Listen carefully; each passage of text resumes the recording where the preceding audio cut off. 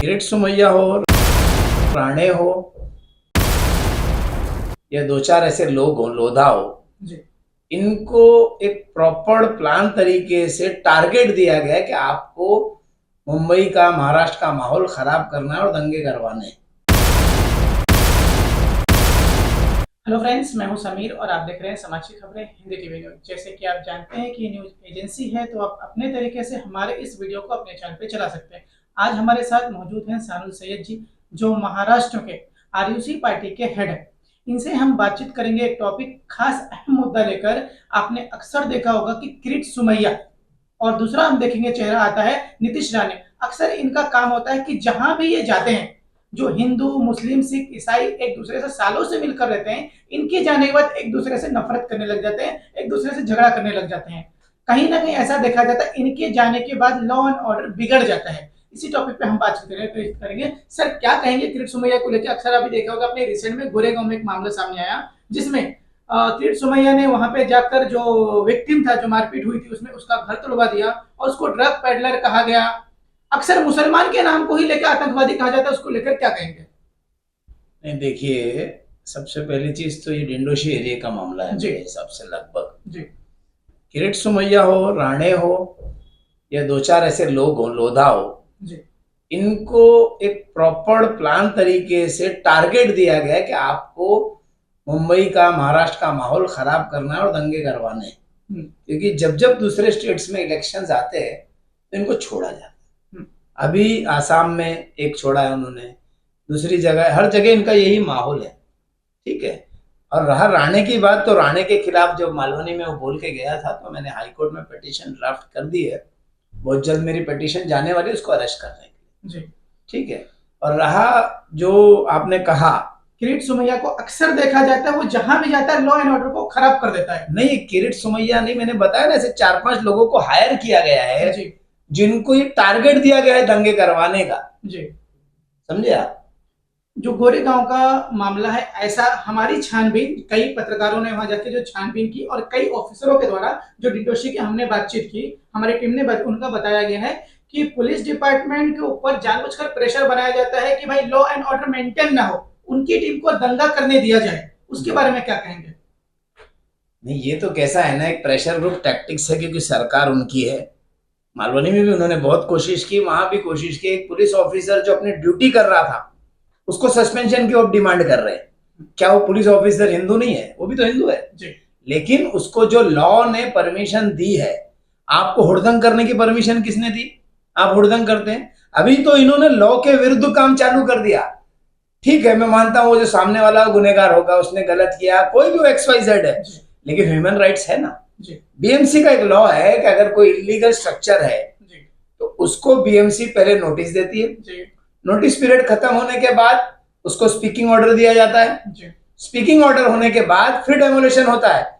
यहाँ तो कल दंगा हुआ, नेताजी ने बोला फलाना, ये तो तोड़ दिया उन्होंने। तो ये कौन सी कार्रवाई है? ये जो लॉ एंड ऑर्डर फॉलो नहीं किया गया, कहीं ना कहीं बीएमसी इसको फॉलो नहीं कर रही है। पुलिस डिपार्टमेंट इसको प्रोटेक्शन कैसे दे जब वो इलीगल था? पुलिस डिपार्टमेंट को प्रोटेक्शन नहीं देना चाहिए कि भाई इलीगल तरीके से यहाँ काम, प्रोटेक्शन कैसे दे? अरे तो वो तो बीएमसी का कानून है, बीएमसी ने प्रोटेक्शन मांगा, पुलिस मौजूद थी, पुलिस ने दिया। लेकिन बीएमसी को राइट ही नहीं है बिना नोटिस, बिना स्पीकिंग ऑर्डर के तोड़ने का। मैं उन पार्टी से मिलूंगा जिनके घर डेमोलिश हो रहे हैं, और हाईकोर्ट में हम एक अपील डालेंगे कि हम यहाँ गुंडा राज या बुलडोजर राज लाने वाले नहीं है। ये महाराष्ट्र है। आपने देखा होगा जब इस तरह से मामला यूपी में सामने आ रहा था योगी सरकार का, तब कोर्ट ने, सुप्रीम कोर्ट ने इसे असंवैधानिक कहा गया। अरे तो कोर्ट के ऑर्डर के, इसीलिए तो इन ऑफिसरों को, बीएमसी ऑफिसरों को, किरीट सुमैया, राणे या लोधा, इन लोगों के खिलाफ आज कोर्ट ही एक जरिया बना है, क्योंकि पुलिस वाले बेचारे मजबूर हो गए, उनकी नौकरी है। जी। अरे मेरे लास्ट पिटीशन में राणे को 18 हफ्ते दिए गए थे कि उसके बाद उसको अरेस्ट किया जाएगा, अभी तक अरेस्ट नहीं हुआ। तो ये अपना फायदा ले रहे हो। लेकिन हम जाएंगे, अभी कोर्ट का दरवाजा, अभी तक संविधान जो बाबा साहब अम्बेडकर ने दिया है उसके तहत इंशाल्लाह इनको अरेस्ट होगा, ये सारे अरेस्ट होंगे। अभी एक मामला और नया सामने आया है कल का, आर्य कॉलोनी का, जहां पे एक बताया जा रहा है कि एक दरगाह था, वहां पे किरीट सुमैया ने विजिट किया और वहां पे कई पत्रकारों के साथ में उसकी बहस हुई और कई पत्रकारों, उसने मोबाइल छीन लिया। उसको, पत्रकारों को भी यहाँ तक कि वो आतंकवादी बोल रहा है। अब उसमें एक पत्रकार ऐसा था जो कि हिंदू है, उन्हीं के साथ का था, उसको भी वो आतंकवादी पत्रकार हुआ, क्योंकि ऐसा कहा जा रहा है कि जो पत्रकार उनके फेवर के सवाल नहीं करता है उनको वो टारगेट करता, सीधा आतंकवादी बोलते हैं। उसको लेकर क्या कहेंगे? नहीं, इस पे तो मीडिया के लोगों को संज्ञान लेना चाहिए, समझ रहे हैं। प्रेस क्लब को संज्ञान लेना चाहिए, मुंबई मराठी पत्रकार संघ को संज्ञान लेना चाहिए। इनके तो विरोध में इनकी बाइट्स लेना ही बंद कर देना चाहिए ऐसे लोगों का, इनका वीडियो वायरल करना ही बंद कर देना चाहिए, इनको पब्लिसिटी देना छोड़ देना चाहिए। मीडिया इनको, मीडिया की क्या ताकत है वो बता सकती है। अब ये धर्म देख रहे हैं पत्रकारिता में भी, है ना। अब वो आतंकवादी हो गया क्योंकि उसने तुमसे वो सवाल किया जिसका तुम्हारे पास जवाब नहीं है। तुम जवाब ना दे सको तो ऐसे स्टंटबाजी करो, और अभी वही पत्रकार तुम्हारा वीडियो फिर वायरल होगा, जो बच्चों के साथ एप्स्टीन फाइल बना रहे थे तुम अलीबाग के अंदर, तब बोबड़ापना तुम्हारा खत्म हो जाएगा। असल में आप पत्रकारों की भी गलती है, ऐसे लोगों के पास जाते हो बाइट लेने, इनको तो थूक के छोड़ दो, इनके पास जाओ ही मत। ये खुद ढूंढेंगे, फिर फोन करेंगे, सर मैंने ये प्रोग्राम किया है, ऐसा किया, मेरी आके बाइट ले लो। सर प्रमोशन नहीं किया जा रहा था, सवाल किया जा रहा था, उस पर उन्होंने लोगों को आतंकवादी कहा, जबकि वो जिस पत्रकार को बोल रहे थे वो भी एक नॉन मुस्लिम था। उस पर आप क्या कहेंगे? अरे मैडम, वही तो कह रहा हूं, ये इनका एक पब्लिसिटी स्टंट होता है। कुछ लोग गाली खा के भी फेमस होना चाहते हैं, कुछ गंदगी करके। अब कुछ औरतें हैं जो ऐसी हैं जो अलग अलग कपड़े पहन के फेमस होती हैं, कुछ मर्द है कि औरत बनकर फेमस होना चाहते हैं। तो आज तो टिकटॉक और रील्स का जमाना है, इनकी रील भी दिखाओ, पुरानी रीलें जो चली थी अलीबाग की। जी, अब उनका कहना है आर्य पुलिस स्टेशन को कि वहां पे जितने भी पत्रकार थे उन पर कार्रवाई की जाए, जो कि फेक है, ऐसा उन्होंने कहकर ऑर्डर देकर चलेगी। तो वो ऑर्डर देने वाला कौन? ना वो एमएलए है, ना नगर सेवक है। अरे पत्रकारियों को तो चाहिए कि उसके ऊपर केस बुक करे, वो पत्रकार जाके एक एफआईआर रजिस्टर कराने की आता है हर जगह पे। हम यही तो कह रहे हैं, हम तो करेंगे ही करेंगे। पत्रकारों को खुद भी संज्ञान लेते हुए उसके ऊपर केस दाखिल करने के लिए अर्जी देनी चाहिए उस पत्रकार को, क्योंकि as an Indian citizen, as a press media journalist, press एक थंब है डेमोक्रेसी का, उसको आप आतंकवादी कहना, ये संविधान का शर्मसार करना है। पत्रकारों को तो सब एकजुट होकर उसका बॉयकॉट करना चाहिए।